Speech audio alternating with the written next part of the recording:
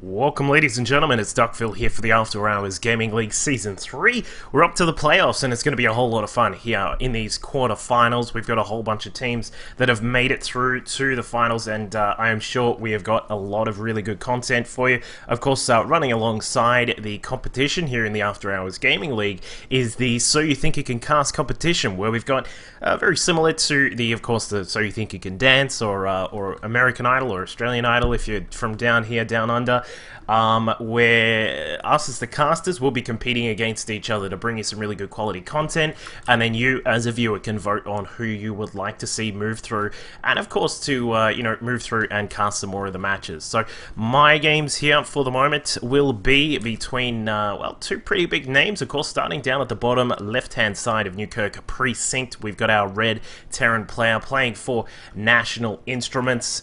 It is Come On Man. I'm not sure if that's meant to be Common Man, just like a cool wordplay on Common Man, but either way, that's his name down here. His opponent over in the bottom right hand side playing for Microsoft. Of course, everyone knows Microsoft. It is Luminescent. We've had a couple of games before that I've done some casting of Luminescent. Pretty decent Terran player here. We'll see how it goes on this map. Of course, National Instruments, you may not be aware of their particular name, but it's a company that is sort of involved in the area of virtual instrumentation and things like that, where data acquisition and something called machine vision. I have no idea what that is, but if Skynet really does come to take over the planet and kill all of us humans, I'm sure that National Instruments will have something to do with that, because they are working good stuff in that field. But of course, everyone knows Microsoft. Of course, you would have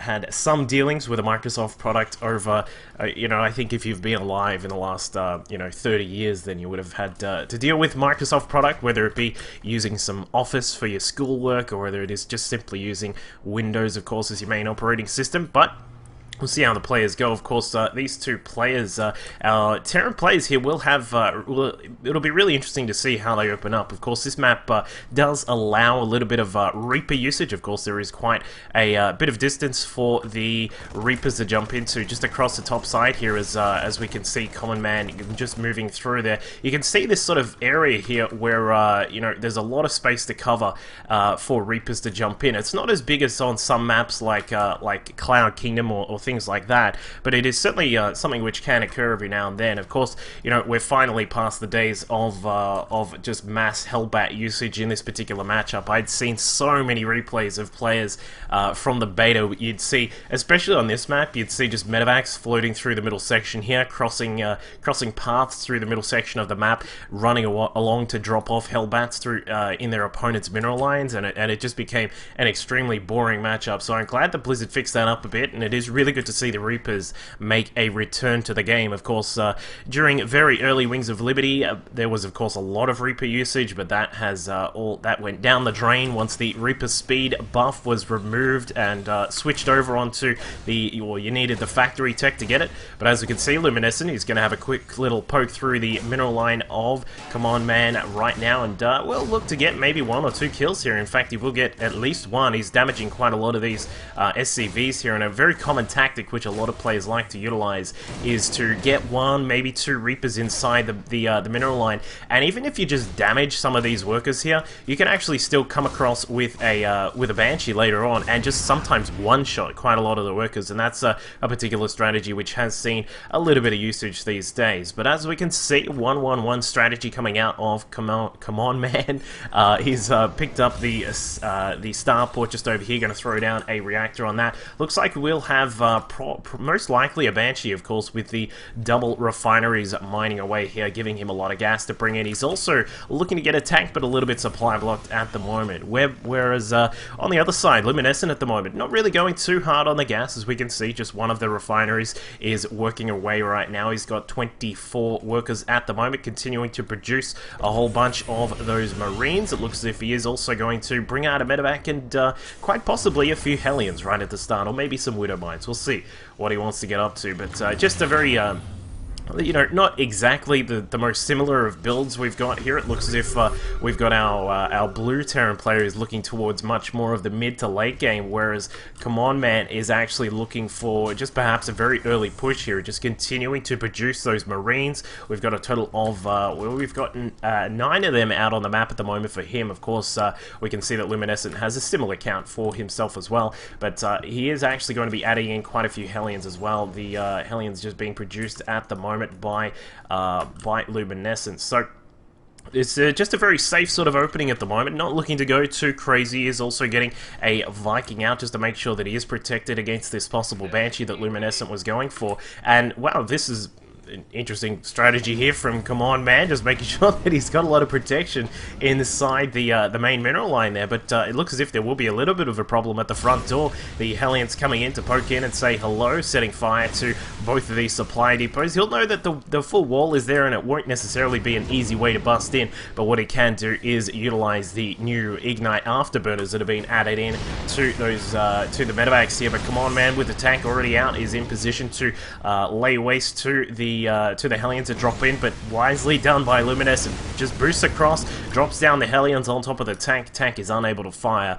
on those units right next to it. So it looks as if we will have Luminescent just pulling back for the moment, but of course this does give him a really nice position right now. He's up to 35 SCVs, mining away quite nicely with his 2 bases, and will be able to continue to just produce quite a lot of units with that extra income coming through for him. As you can see, around about 500 minerals ahead of his opponent. So just waiting to see what Command Man is up to here. He's playing probably the safest play I've ever seen. We've got 2 turrets in here, a bunker in the mineral line with some Marines in there as well.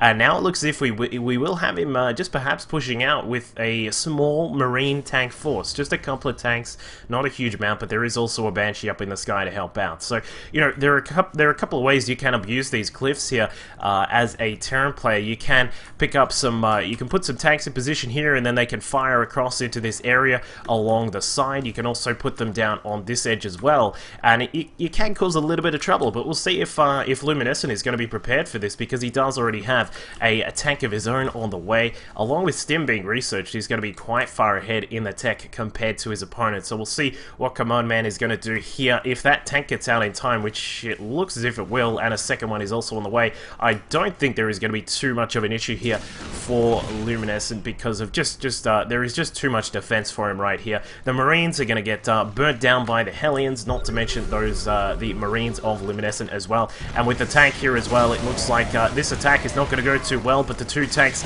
of Command Man move into position here, one of them not sieging up, so the SCVs are brought into position to try and help out with the defense, and it looks as if Luminescent is just absolutely crushing this attack. Command Man with no way to really follow up this attack now that his Banshees have been destroyed.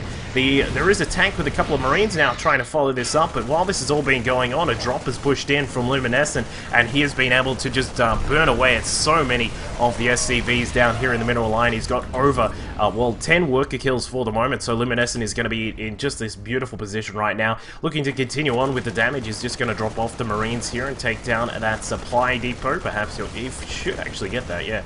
But the tank is just going to move around, perhaps get into a better position, but the supply depot will go down. Marines are coming along with a couple of SCVs and a tank, but it looks like the supply depot does go down. So Luminescent, despite getting a little bit of, you know, having a little bit of trouble at his front door there, was able to get some damage done of his own, and is in just a wonderful position right now. 24 workers against 43, and it looks like Command Man is not going to have the best of times right now. The supply difference has crept up to around about 40 right now, and it looks as if it is going to get higher and higher as Luminescent has now added on another 4 racks. That takes him to a total of 8. He's along with the starport and the factory that is there as well. So he is just in this excellent position, looking like Microsoft is going to take a lead in this first game, although, you know, we can't count out Command Man just yet. We'll see if he is able to just sort of steady himself, maybe get that expansion up. If he can set up some good defenses with the tanks, then perhaps he can hold out and get his expansion back online and running. But I tell you what, Luminescent always just trying to get himself further and further ahead. third base now being constructed, and with all of these Marines now starting to pop out, we can of course have around about 9 Marines at a time coming out of all these racks here. He is going to be able to get some really serious damage done when he decides to move across the map, but we'll see what happens, because he is just at the moment continuing to put on the pressure. The couple of Vikings going to be escorting that Banshee across the map. No real defense apart from the 2 turrets here, so we'll see what Command Man is going to do about this. All of his forces are now starting to just slowly make their way across the map, and I think he has unfortunately not realized that a couple of his Marines are left on the backside there, and with the stim going off, combat shields prepared for the Marines.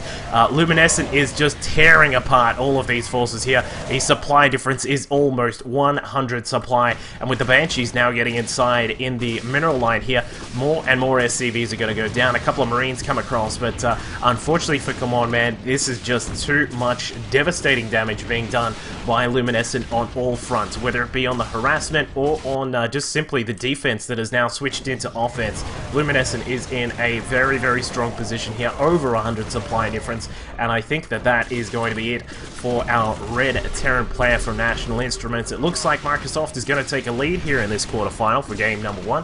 Of course, it is a best of 7, so we will have to see 4 victories for a team to actually win. Look at this conga line of Marines just rolling their way across the map, and the tank siege up at the base of the at the natural there, and the Marines now just slowly walking their way inside. A GG comes out of Command Man, and that will be it for game number 1. So we will move into game number 2 in just a moment, so you can stick with us and catch that one in just a second.